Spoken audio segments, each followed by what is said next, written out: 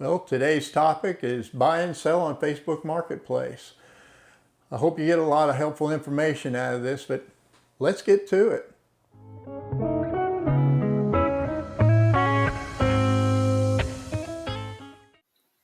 Okay, this video, we're going to show how to come up with a price for something that you either want to buy on Facebook Marketplace or that you're selling, and you need to come up with a price to know what to sell it for. So I'm up on the screen right now. I have eBay opened up. It's just generic. I'm not signed into any account, and Facebook Marketplace over on the right-hand side of the screen. I have made my mouse indicator really big, so this is the fact that it's so full of scam stuff. And you just have to learn to get past it. After a while, it's easy to recognize if something is a ridiculous price, it's a scam. Here's an example of it. We have these cameras that are for sale.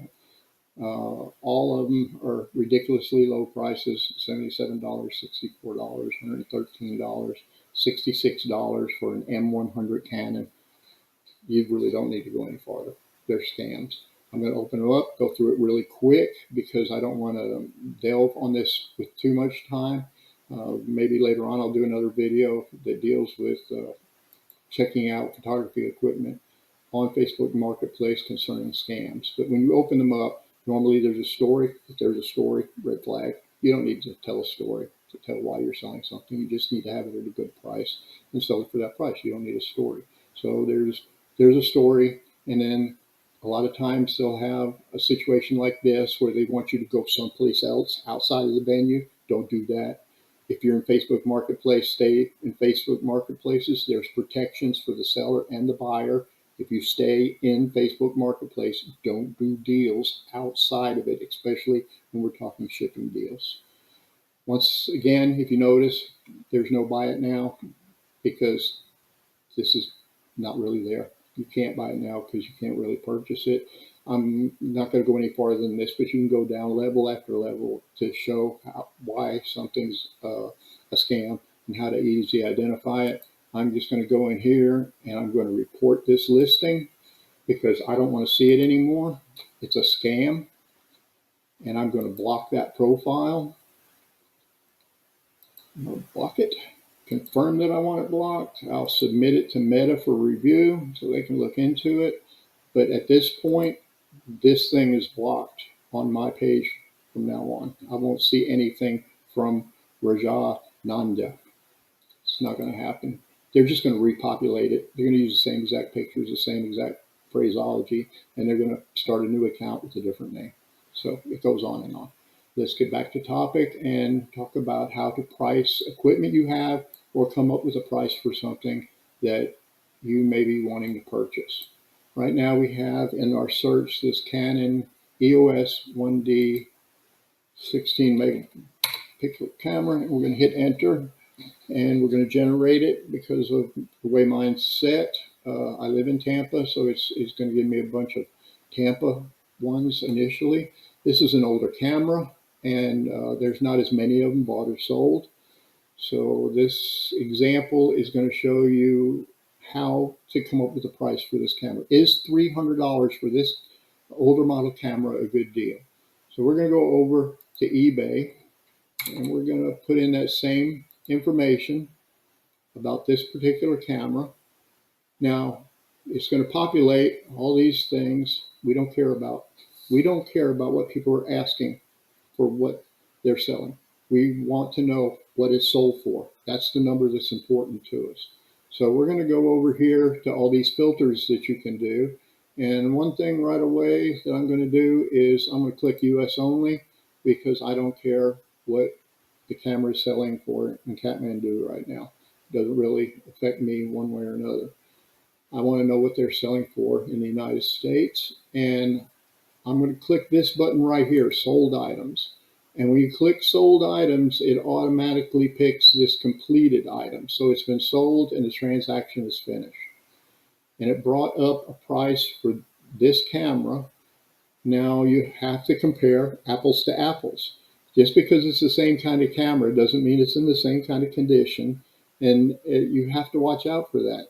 Some of these cameras you'll come across and you'll see it's for $100. Well, read in the description, parts and repair. That means it's broken. It's $100 and it's broken. This is $300 and it's in excellent condition. It's in virtually mint condition. So let's go over here and find that camera in mint condition. And you know what? Let's narrow the fields down because it's showing me a bunch of different cameras. It's showing me the Mark IIs and the Mark IIIs. And this is a Mark II. So let's narrow the field down even more. So we're going to go here. This is like apples to apples. This is a mint, rare condition, the same exact camera, 22,000 on the shutter count. I'm going to go into a video on exactly what the shutter count is important. It's like the mileage on a car for a camera. So this is an older model camera with a very low shutter count, and it's sold for $500 plus shipping. This camera is $300 in the same kind of condition with less on the shutter count. So it's even a newer old camera for $300. Now you can do this with anything. It doesn't have to be photography equipment. Anything that you're looking for on Facebook Marketplace and you want to get a price on it, you can just do that same thing that I just did. You can go and find it and copy and paste over and see what the value of it is. Let's pick another one real quickly that has a decent description on it. Most of the time you're not going to order a lawnmower off of there. Let's go with this Valtroc 7-inch monitor, and we're going to copy that. They're asking $80 for it. I think that sounds pretty good to me too. And we're going to do a search on it. And we're already locked in. If it says read, you better go in and read the description because there's probably something wrong with it. But in general, these are the prices that it just sold for. Here's an open box one that's obviously in relatively very good shape. And what are we looking at? I don't know that it said what version this one happened to be.